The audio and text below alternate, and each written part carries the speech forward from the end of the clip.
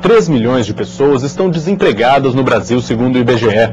Esse número corresponde a 14,5% da população economicamente ativa. E a cada dia, mais pessoas saem de cursos técnicos e faculdades para buscar uma posição no mercado de trabalho. Além disso, muitos jovens batalham por empregos sem qualificação nem experiência e incham esses números. Eu vou conversar hoje com o deputado Roberto Santiago sobre formas de absorver essa massa jovem de trabalhadores. Tudo bom, deputado? Tudo bem, você? A primeira pergunta é a seguinte: o que fazer com o pessoal que não tem experiência, né? Olha, na verdade, ninguém nasce com experiência, não é? Então, nós precisamos verdadeiramente criar as oportunidades para que essas pessoas tenham experiência. Muito bem. O que eu estou querendo dizer com isso? É evidente que se você é um jovem que está cursando aí o 2º grau, você não vai entrar numa empresa para ser o gerente da empresa, você vai entrar na empresa para ser um auxiliar de alguma coisa, um auxiliar de escritório, um auxiliar de faturamento, enfim, tudo que particularmente eu passei, não é? E dentro dessas perspectivas e possibilidades concretas, você começa a construir a sua carreira profissional, não é? Então, a tese da falta de experiência não gerar a oportunidade, primeiro que ela é falsa, não é? Ela justifica em determinados momentos a falta de crescimento econômico. Quer dizer, na verdade, quem emprega sempre busca um culpado para a situação calamitosa que nós temos no país hoje, tanto para os jovens quanto para aqueles que têm mais idade, né?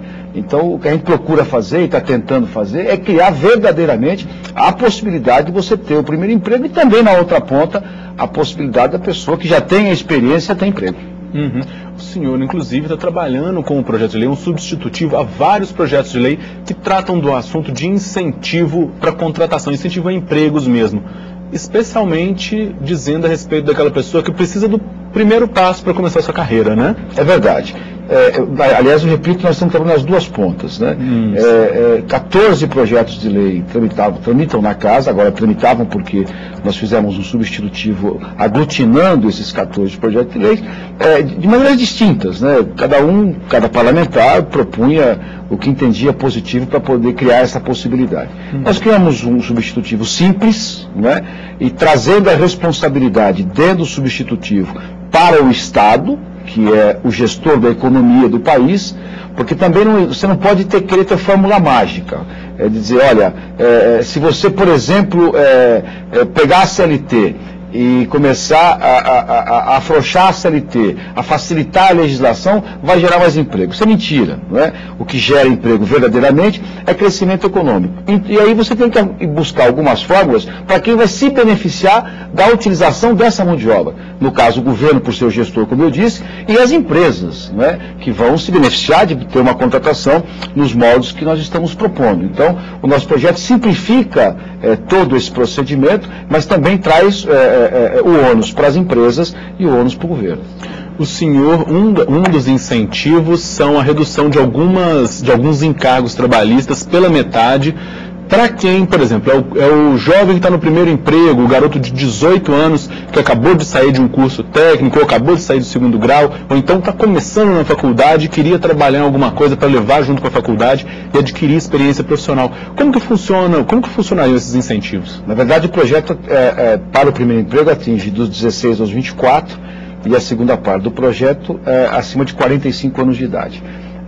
50%. A empresa que contratar um trabalhador adicional, veja bem, você não pode, você teve um crescimento de faturamento na sua empresa e vai contratar esse trabalhador adicional. Não pode. O que acontece você tem lá 30 funcionários e vai contratar 2 trabalhadores adicionais para se encaixar na legislação. Ou seja, você também tem a responsabilidade, quem emprega também tem a responsabilidade social, também tem a responsabilidade com o seu país, não é?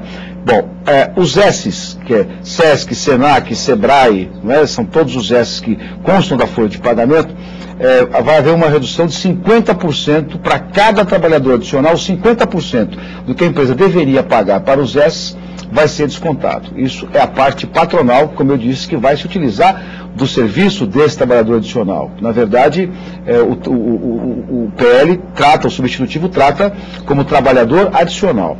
E o governo também vai entrar com a sua parte, que as empresas poderão descontar do imposto de renda tá certo?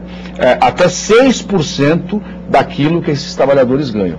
Então, é a participação pública e privada, é uma PPP, tá certo?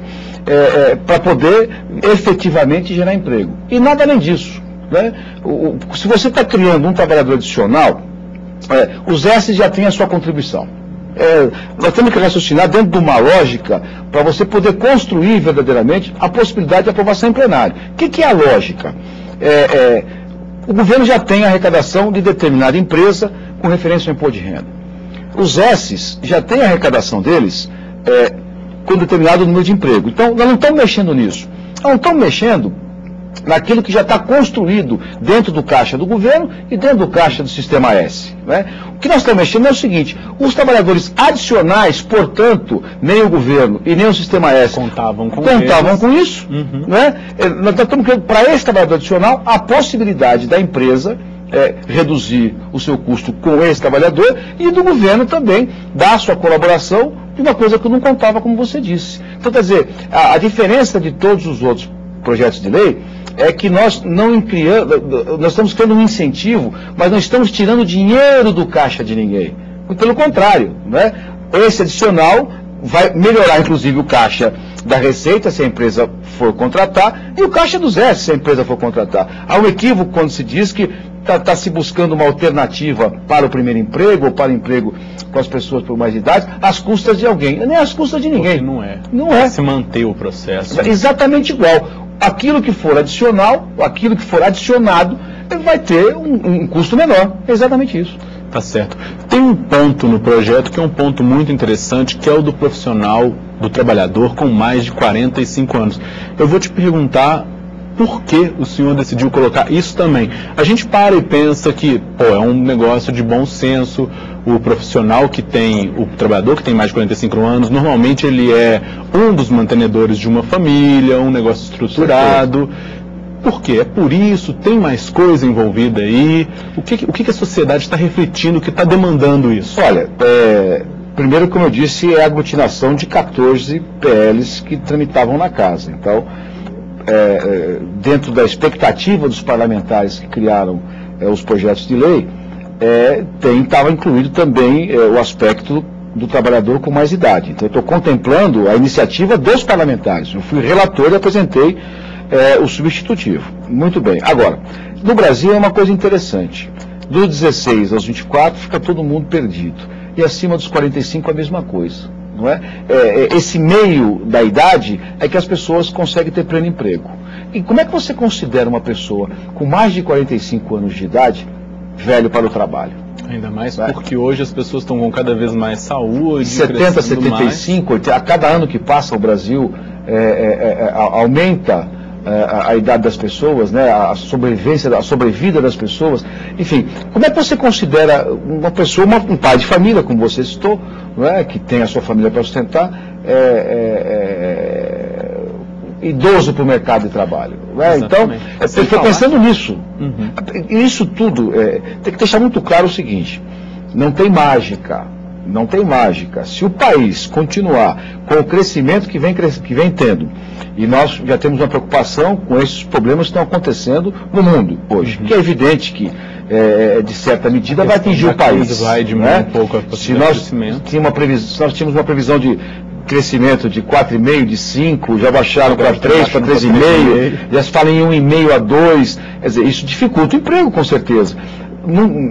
Num país, né, e vamos um dia alcançar isso no nosso país, que o crescimento econômico vem a bons passos, nós não vamos precisar aplicar. Nós temos que ter uma salvaguarda, e hoje se faz necessário. Você abriu o programa dizendo, nós temos aqui alguns milhões de desempregados no país, que alguém tem que ter olho para isso, e quem tem que ter olho para isso é o parlamento. Não é? Quem tem que cuidar disso é o parlamento, e nós estamos cumprindo o nosso papel. Especialmente porque a gente observa que uma carreira profissional, ela começa com um serviço com menos responsabilidades e mais tarefas, mas quando um profissional já está nos seus 40, 45 anos, normalmente a carreira dele já se transformou de menos tarefas e mais responsabilidades. É um trabalho muito mais baseado na no mental, na experiência que faz com que o cara continue. Deputado, eu gostaria muito de agradecer ao senhor por ter vindo, por a gente ter tido essa conversa, e a você de casa, eu gostaria de agradecer pela audiência. Eu te espero no próximo Palavra Aberta.